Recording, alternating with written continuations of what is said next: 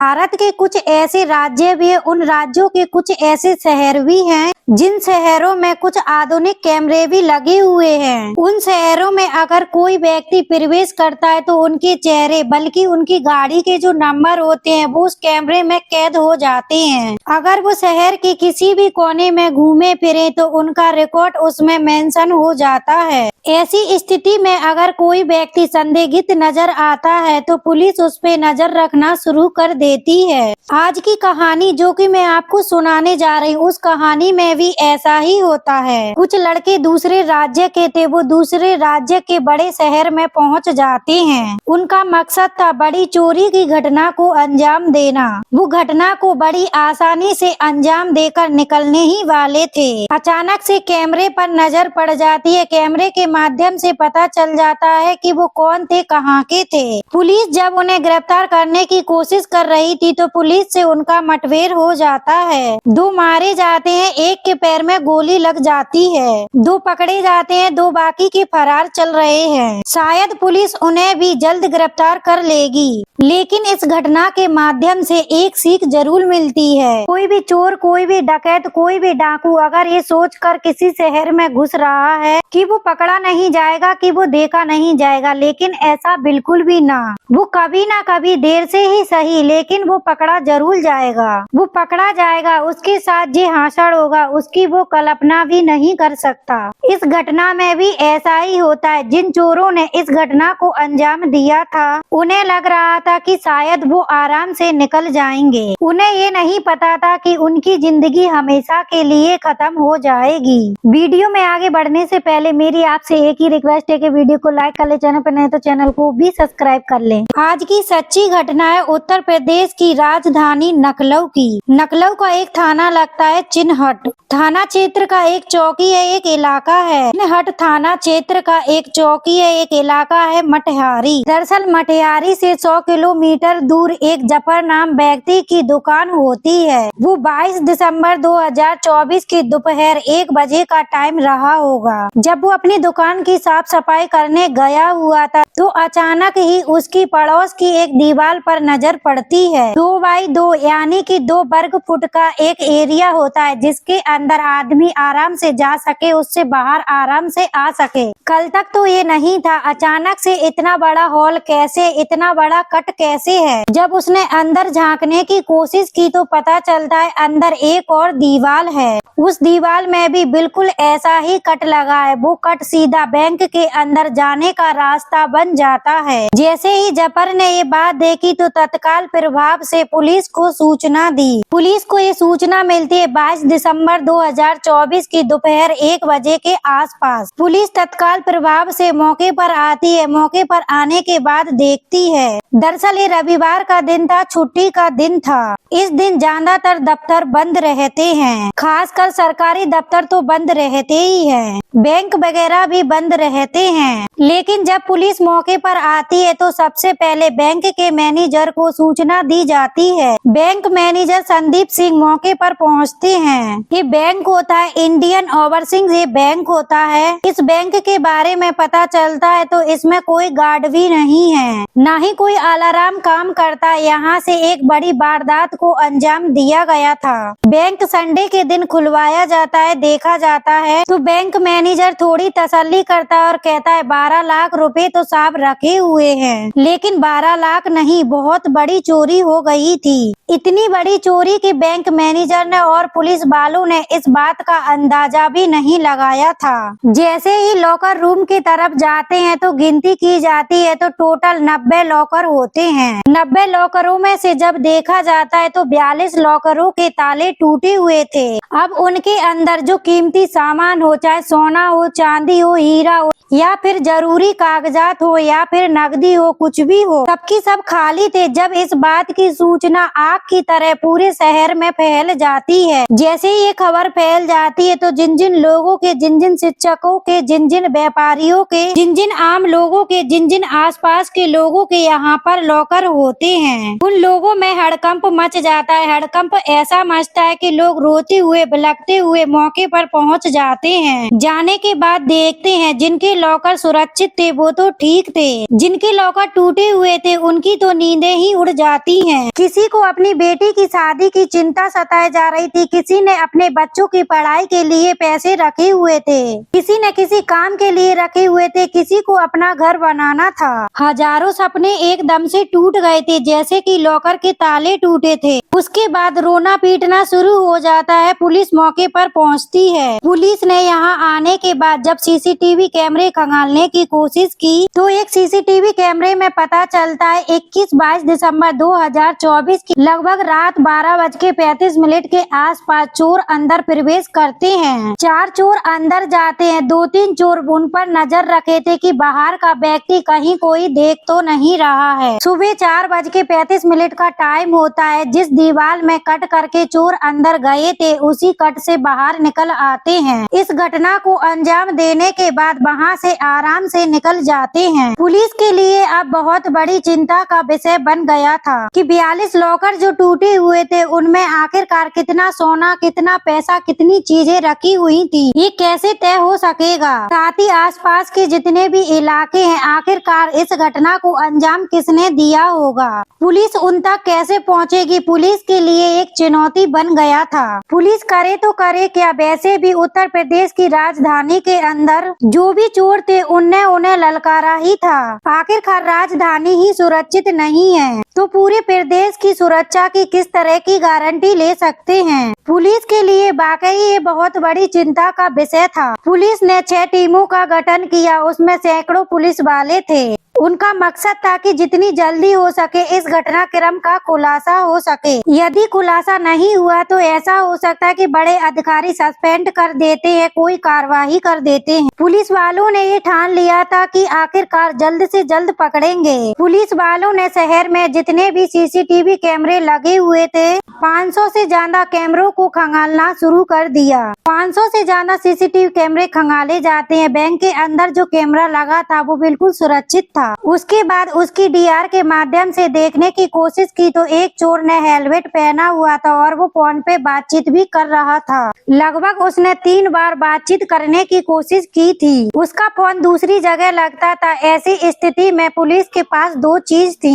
एक वो फोन जो उस बैंक के अंदर चला था, उस टावर में जितने भी फोन थे जो इस टाइम में एक्टिव थे, रात 12:35 तक सुबह 4:35 तक जितने भी फोन चल रहे थे उन्हें सर्विलांस पर लिया जाता है। उन हजारों लाखों नंबरों में से उस नंबर को छांटना था जो इंडियन ओवरसीज बैंक के अंदर चल रहा था। उसमें एक नंबर संदिग्ध होता है, वो नंबर होता है अरविंद कुमार का। वो रहने वाला होता है बिहार के एक मुंगेर जिले का। सिटकुंडिक एक जगह लगती है, वहाँ का निवासी होता है। साथ ही पुलिस ने जो बड़े शहर होते हैं सीसीटीवी कैमरे होते हैं, जैसे कुछ बड़े शहर है, लखनऊ है, आगरा है, मेरठ है, वहाँ पर कुछ आधुनिक कैमरे लगे हुए हैं। इन आधुनिक कैमरों में आदमी कैद हो जाता है, उनके चेहरे भी डिटेक्ट होने शुरू हो जाते हैं, उनकी गाड़ियां भी डिटेक्ट होनी शुरू हो जाती हैं। अगर एक बार चेहरा किसी कैमरे में आ गया तो वो आसानी से किसी भी कैमरे में आ सकता है। पुलिस ने जब जांच पड़ताल करना शुरू की तो बैंक के भी कैमरे में 1-2 फेस दिखाई दे रहे थे। जब बाहर देखना शुरू किया तो 500 कैमरों में से कुछ 4 लड़के ऐसे दिखाई देते हैं। उन्होंने हुडी पहनी हुई थी, हुडी के साथ साथ उनके चेहरे भी दिखाई दे रहे थे।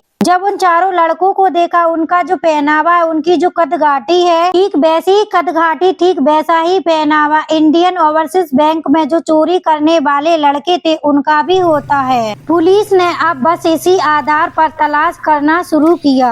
आखिरकार जिस नंबर से कॉल किया वो नंबर पुलिस के आधार पर आ ही चुका था। तो पुलिस ने देखा ये कौन है, कहाँ रह रहे थे, तो पता चलता है इंदिरा नगर का एक तकलोरी इलाका है। वहाँ पर कुछ लड़के थे जो कि हाल ही में आए थे। पुलिस ने वहां पर दबिश देना शुरू किया लेकिन पुलिस को वहां कुछ मिलता नहीं है। इस हिसाब से पुलिस ने लगातार कोशिश करना शुरू कर दिया। आखिरकार पुलिस को एक सूचना मिलती है मुखबिर के माध्यम से। 23 दिसंबर 2024 की सुबह 8 बजे के आसपास बताया जाता है कि कुछ लोग हैं जो इस रास्ते से जाने वाले हैं। जो भी चोर थे उनने रास्ता चुना था कि लखनऊ से अयोध्या के लिए निकलने वाले थे। पुलिस ने जैसे ही यहाँ पर घेराबंदी करी तो पुलिस की मुठभेड़ हो जाती है। मुठभेड़ में गोली लगती है अरविंद नाम के लड़के को, जो बैंक के अंदर बातचीत कर रहा था, जो कि बिहार के मुंगेर के एक सुटकुंडी गांव का रहने वाला होता है। पुलिस उसे पकड़ लेती है, साथ में उसके 2 साथी होते हैं। एक का नाम कैलाश होता है जो खेरा डोरा मुंगेर बिहार का रहने वाला होता है। एक लड़का और है जिसका नाम बलराम कुमार पिलडोरी भागलपुर बिहार का रहने वाला होता है। इन्हें गिरफ्तार कर लेती है, इन्हें हिरासत में लेती है। पुलिस ने उनसे पूछा, जैसे ही ये सस्पेंस थे पुलिस को देखते ही इन्होंने गोलियां चलाना शुरू कर दिया। पुलिस ने जब पूछा तुम कहाँ जा रहे थे, कहाँ नहीं जा रहे थे, इधर तुम्हारा क्या काम है, तुम बिहार के रहने वाले हो। पुलिस ने तमाम तरह के सवाल जवाब किए तो ये सवाल जवाब में ज्यादा टिक नहीं पाते, इनकी तलाशी ली जाती है। उनके पास कुछ ज्वेलरी मिलती है, कुछ सोना मिलता है। पता चलता है कि हाँ ये लूट में शामिल थे। पुलिस ने इनसे पूछताछ करना शुरू किया। जैसे कि अरविंद के पैर में गोली लग जाती है। 2 इसके साथी होते हैं कैलाश बिंद बलराम। तो इनसे पूछा जाता है कि इस घटनाक्रम में तुम कितने शामिल थे जो इस बैंक में चोरी हुई है। तो ये बताते हैं कि बिहार से हमने एक प्लान बनाया, हम 6 साथी थे।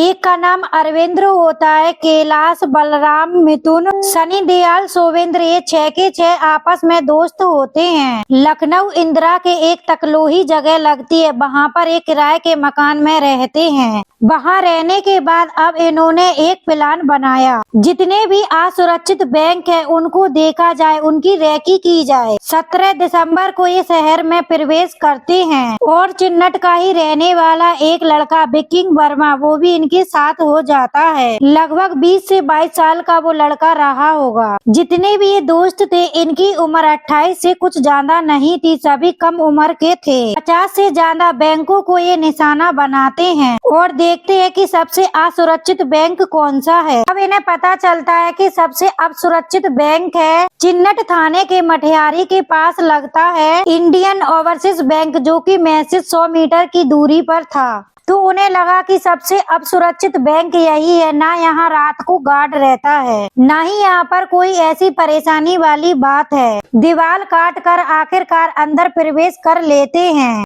42 लॉकर तोड़ने के बाद बाहर निकलते हैं। आराम से निकलने के बाद इनको यहाँ से भागना था। जब पुलिस ने अपना काम करना शुरू किया, सीसीटीवी के माध्यम से जो 3 बार फोन किया गया था उसकी जब लोकेशन निकलवाई जाती है, की मदद से पुलिस लगातार इन्हें गिरफ्तार करने के लिए दबिशें दे रही थी। 3 तो गिरफ्तार हो जाते, एक की टांग में गोली लग जाती है। लेकिन पुलिस को एक बार फिर से सूचना मिलती है। 23 दिसंबर 2024 की रात 12:30 के आसपास की बात है। लखनऊ के जल सेतु से थोड़ा आगे चलेंगे तो किसान पथ पड़ेगा। वहाँ पर एक कार पुलिस को देखकर बड़ी तेजी से भागने लगती है। पुलिस वाले उस कार का पीछा करते आगे घेराबंदी शुरू हो जाती है। जब घेराबंदी शुरू होती है तो उस कार में 2 लड़के होते हैं। एक लड़का अंधेरे का फायदा उठाकर भाग जाता है, जो दूसरा था वो बड़ा बदमाश था। वो पुलिस को देखकर गोली चलाना शुरू कर देता है।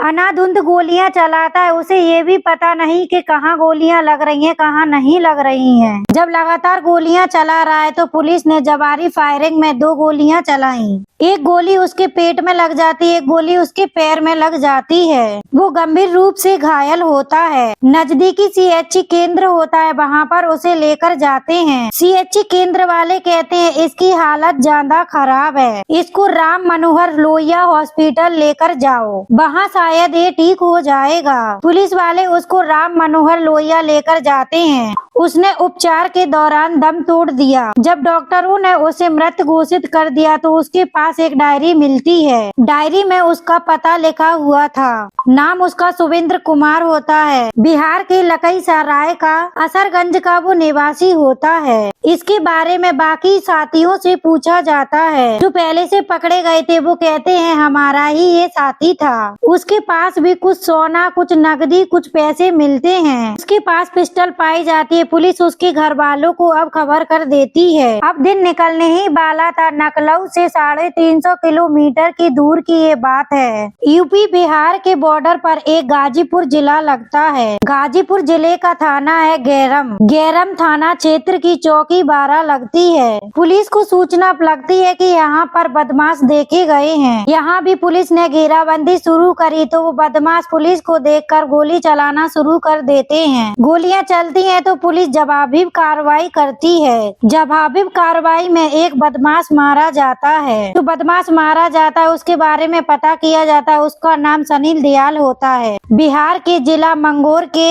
अमरिया गांव का वो रहने वाला होता है। अब इनके पास से 1 किलो 889 ग्राम सोना पाया जाता है। 1244 ग्राम लगभग चांदी पाई जाती है। 3 लाख के आसपास नकदी इनके पास मिल जाती है। पुलिस की रडार पर अभी 2 लोग और है। एक लड़का जो लखनऊ का रहने वाला होता है, विपिन वर्मा जिसका नाम होता है, जो कि इस कहानी में इन लोगों को मुखबरी करता है, इनको बुलाता है। जो कि इस पूरी कहानी में इन लोगों को मुखबरी करता है, इनको बुलाता है। इनके माध्यम से चोरी की घटना को अंजाम देता है। साथ ही एक और साथी होता है जो कि बिहार से आया था, जिसका नाम मिथुन कुमार होता है। लखीसराय के जानकी डी का रहने वाला होता है। ये भविष्य में पकड़े जाएंगे या फिर पुलिस की गोली से मारे जाएंगे, इस बारे में तो कुछ अभी कहा नहीं जा सकता। ये सोचकर आए थे कि लखनऊ जाएंगे, लखनऊ में जाकर चोरी करेंगे। बैंक असुरक्षित, ना उस बैंक में कोई गार्ड है, ना ही कोई अलार्म बजता है। तो करोड़ों का माल है, उसे लेकर वो वहाँ से रफू चक्कर हो जाएंगे। पुलिस उनसे कई ज्यादा तेज निकलती है। इस घटना को 28 घंटे से ज्यादा का समय भी नहीं निकलता है। 28 घंटे का वक्त भी नहीं बीतता है। 3 लोगों को पकड़ लिया जाता है, जिसमें से एक को गोली लग जाती है। 2 पुलिस की मुठभेड़ में मारे जाते हैं। 2 बाकी हैं। टोटल मिलाकर 7 लोगों ने इस घटना को अंजाम दिया था। उनकी हिस्ट्री खंगाली जा रही है कि बिहार में उनने अलग अलग जगहों पे किन किन घटनाओं को अंजाम दिया था। दोस्तों, इस घटनाक्रम को सुनाने का उद्देश्य किसी का दिल दुखाना नहीं है, किसी को परेशान करना नहीं है, बल्कि आपको जागरूक करना है, आपको सचेत करना है। आपको बताना है कि जो रास्ता जाता है वो गलत